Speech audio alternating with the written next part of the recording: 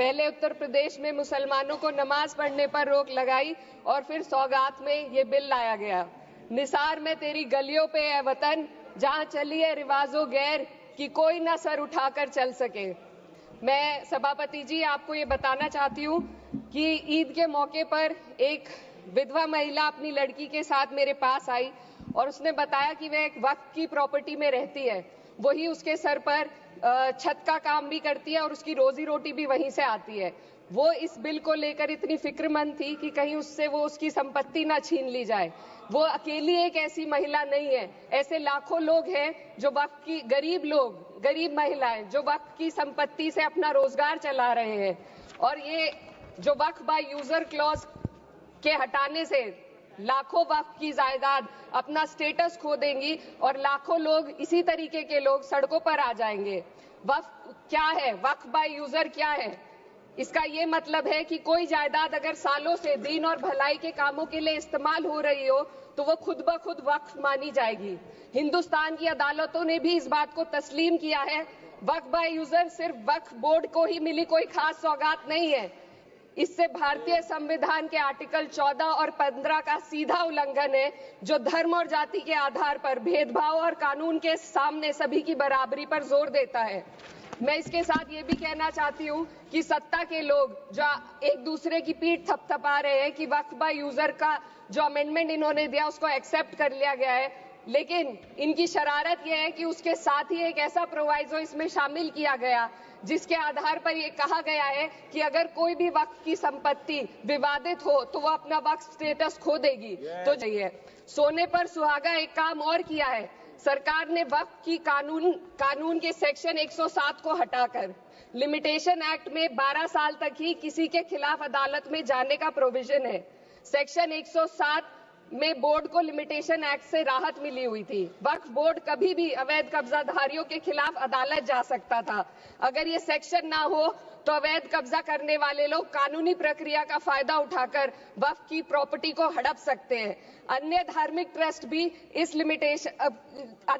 ट्रस्टों पर भी ये लिमिटेशन एक्ट लागू नहीं होती, तो फिर वक्फ बोर्ड के साथ ये सौतेला रवैया क्यों किया जा रहा है? धर्म को देखकर दोहरी नीति क्यों अपनाई जा रही है? सेक्शन 107 और वक्फ बाय यूजर को अगर एक साथ पढ़ा जाए तो इससे लाखों वक्फ की प्रॉपर्टी पर कब्जा किया जाएगा। इसलिए ये बिल मुसलमान की भलाई का नहीं बल्कि उनके वजूद और विरासत को मिटाने का बिल है। नीति है वो साफ जाहिर होती है। ये वही सरकार है जिसने राम जन्मभूमि ट्रस्ट में ये लिख दिया कि जिला अधिकारी भी अगर होगा तो हिंदू होना चाहिए। कोई मुझे बताए कि वहां पर सेक्युलरिज्म का रस क्यों नहीं घोला गया? सर, आखिर में मैं अपनी बात को खत्म करने से पहले महिलाओं का मुद्दा बार बार उठाया जा रहा है। सरकार का कहना है कि बोर्ड में मुस्लिम महिलाओं को रिप्रेजेंटेशन देंगे। इस कानून से पहले भी मुस्लिम महिलाएं बोर्ड में मेंबर रह चुकी हैं और मिनिमम 2 का प्रोविजन था, उससे ज्यादा भी हो सकती थी। सर, मैं ये कहना चाहती हूँ कि सरकार ने महिलाओं के लिए ऐसा कौन सा नया काम किया जिसका ढिंडोरा सरकार का हर सदस्य पीट रहा है? इस बात की तायद अगर आपकी तरफ से कोई मुस्लिम महिला करती तो हम उसका यकीन भी करते, लेकिन अफसोस आपकी इतनी लंबी कतार में एक भी मुस्लिम महिला नजर नहीं आती है। सर,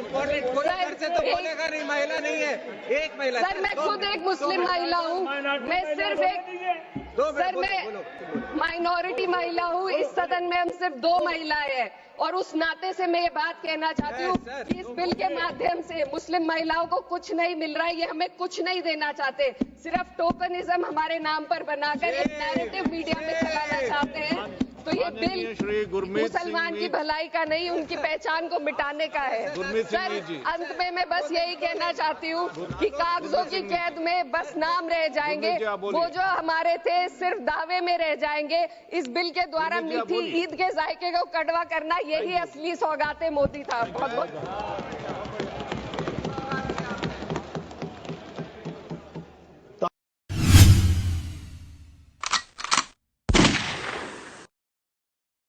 सर, अगर आप हिस्ट्री को पढ़ेंगे तो महात्मा गांधी उस वक्त के व्हाइट अफ्रीका में सफेद फम अफ्रीका के कानून को महात्मा गांधी ने कहा था कि ये मेरा कॉन्शियंस इसको मानता नहीं है, मैं इस कानून को कबूल नहीं करता हूं।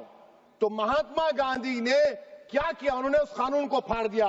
तो मैं गांधी की तरह इस कानून को फाड़ता हूं। ये अनकॉन्स्टिट्यूशनल है सर। इस देश में झगड़े पैदा करने का काम बीजेपी करना चाहती है मस्जिद और मंदिर के नाम पर। इसीलिए मैं इसका कंडेम करता हूं और मैं आपसे गुजारिश करता हूं कि मैंने अपने 10 अमेंडमेंट दी है, आप इसको कबूल करिए सर। मुझे बोलने का मौका दीजिए और उस पर डिवीजन का मैं डिमांड भी करूंगा। Thank you sir.